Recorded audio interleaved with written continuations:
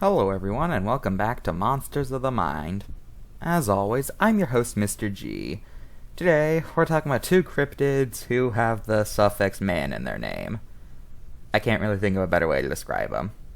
Anyway, today we're talking about OwlMan and MothMan. OwlMan means OwlMan, and he was an individual, presumably. He was pretty neutral, he lived in Cornwall, England, and he is a cryptid. The OwlMan is described as looking like a large humanoid owl thing. He was first described in 1976 when a man named Tony Shields claimed that he encountered two young girls claiming when there was a large unknown creature flying over the St. MothMan and St. Stephen's Church. Yes, that's its real name. Anyway, they saw it and their father was so freaked out that they immediately cut their vacation and left. Shields is also the man who named the creature OwlMan in the first place. Later on, Shields reported another incident where another pair of young girls claimed to have seen the OwlMan while camping. They described it as being a man-sized owl with huge claws. One thing worth noting is that there hasn't been a report of this guy since the year 2000. Now, it should be noted that most people think the OwlMan is a complete hoax on account of the fact that most of these sightings were reported by Shields, who is known for creating hoaxes. Not to mention, most of the reported sightings of the OwlMan were made by people who turned out to either be related to Shields or are friends of him. Even if some of these sightings did actually happen, most people think it could have easily just been a real owl that people over-exaggerated due to fear. Meanwhile, MothMan was named after Batman. I'm not joking, by the way, that's actually why he's named MothMan. He was an individual, he was pretty neutral, he lived in West Virginia, and he's a cryptid. MothMan is described as looking like a large, giant black creature with huge red eyes and large feathery wings. The MothMan was first reported in 1966 when a young couple reported that a large 10-foot-long creature flew over their car. After they reported this, tons of reports started flying in. Get it?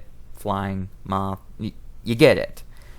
In which nearly everyone in town started reporting seeing the monster, which was now known as MothMan, with one man even claiming that the monster kidnapped his dog. However, one day, the sighting stopped when in 1967 the Silver Bridge collapsed, leading some people to claim that the MothMan is some sort of prophet.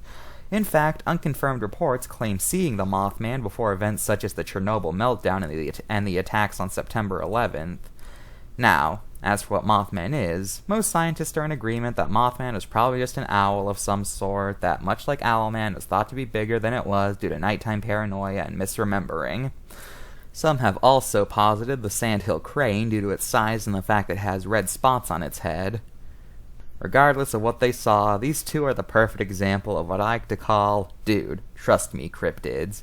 I don't know if I've explained this before, but dude, trust me cryptids, DTMs for short, are what I like to call cryptids whose only evidence is eyewitness sightings. No footprints, no photos, no hair or feathers, no anything. Oh, and before you say anything, this photograph has been proven to merely show a collapsing bridge topper thingy, whatever they're called. So yeah, I find these cryptids to be pretty unbelievable. But what do you guys think? Anyway, here's Vincent. Dude, OwlMan's a creep. Like, he is the definition of a creeper. Like, he is unhealthily obsessed with teenagers. Like, he will often just sit there in the trees watching them, even following them sometimes. And, he kind of breathes heavily when he does that, too. So yeah, dude's a class A creeper. As for MothMan, he kinda died. You see, there was a meteor flying overhead, but MothMan was attracted to the light, and he flew too close to it, and he got vaporized on impact. So that's why you guys haven't seen him in a while. Rest in peace, MothMan. I miss you, buddy. Now let's look at the cards. Ah, jeez! What the heck? Why would you do that? Why would you do that? If you guys can't tell what I'm talking about, they gave him teeth inside of the beak. Yes, I know that a lot of cartoon birds do this, but those things usually aren't this stylized like the Monsters of the Mind cards are. So it just looks disturbing. Why would you do that? Other than that, though, I can't really complain about anything here, so let's move on to MothMan. 10 out of 10. Now, MothMan looks fine on the front, But on the back, what is that expression? Is he in pain? Is he angry? Is he scared? What is with that clenched teeth look? And actually, why did they give him teeth? I have never seen a Mothman depiction that gives him teeth. But just like OwlMan, there's nothing really wrong here, so both of them get 10 out of 10. Now let's look at both of these two in pop culture. There's not much, though. The OwlMan appeared in a cartoon called Secret Saturdays, which is one of those shows that it seems like every 2000s kid vaguely remembers, but nobody ever seems to remember in detail. And he was in an episode of Lost Tapes. Except here he's called the Death Raptor, and he's portrayed as a Slender Man knockoff. MothMan was also in Lost Tapes. There is a book called The Mothman Prophecies, which got adapted into a movie. Here it claims that the Mothman has prophetic powers. And MothMan appeared in some Castlevania games. That's all for this episode of Monsters of the Mind. Join us next time when we go back to the world of lake monsters. Bye!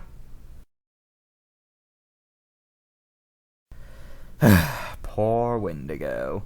I don't really blame you. I put you up against the one guy you had no chance of beating.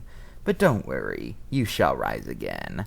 And after I'm done with everything, you will have all the flesh you could ever want.